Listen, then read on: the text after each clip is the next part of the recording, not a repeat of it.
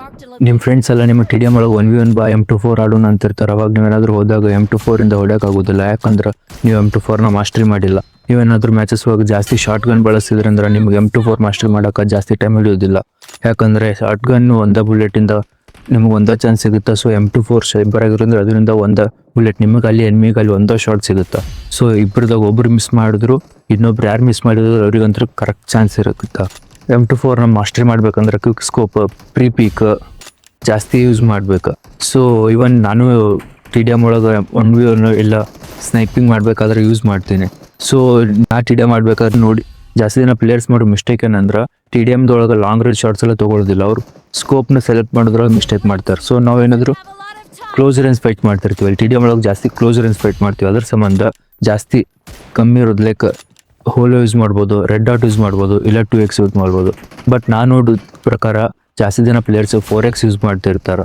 4xನ ಜಾಸ್ತಿ ಅವಾಯ್ಡ್ ಮಾಡಿರಿ. 2x red dot use ಮಾಡೋಕ್ಕೆ ಸ್ಟಾರ್ಟ್ ಮಾಡಿರಿ. ಅದರಿಂದ ನಿಮಗೆ ಅಡ್ವಾಂಟೇಜ್ ಸಿಗ್ತೈತಿ.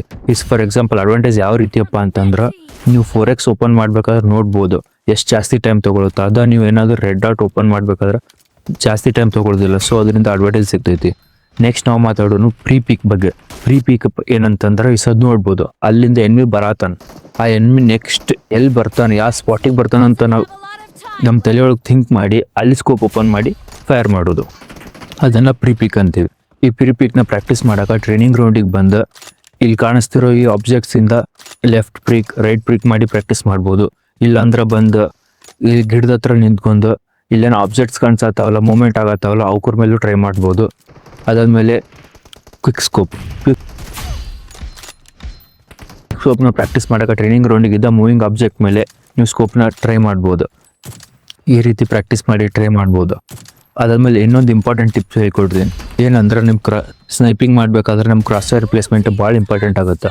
ನಮ್ಮ ಬುಲೆಟ್ಸ್ ಗನ್ನಿಗೂ ಕ್ರಾಸರ್ಗಿರೋ ಡಿಸ್ಟೆನ್ಸ್ ನೋಡ್ರಿ, ನಮ್ಮ ಬುಲೆಟ್ ಯಾವ ರೀತಿ ಮೂವ್ ಆಗುತ್ತೆ ಅನ್ನೋ ತಿಳ್ಕೊರಿ. ಈ ರೀತಿ ಕ್ರಾಸರ್ ಯೂಸ್ ಮಾಡಿದ್ರೆ ಸ್ಪೆಸಿಫೈ ಆಗಿ ಇದನ್ನ ಲೆಫ್ಟ್ ಸೈಡ್ ಇದನ್ನ ರೈಟ್ ಸೈಡ್ ಅಂತ ತಗೊಳ್ಳಿ.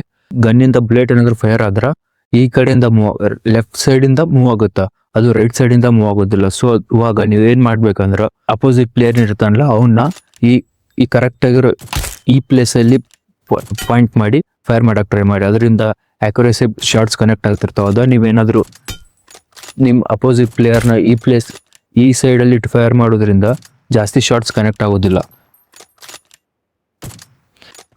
Has just been terminated.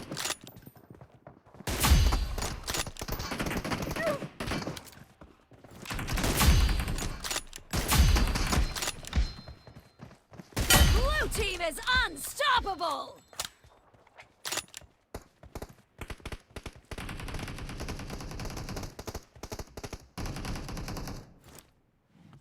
Blue team is in the lead.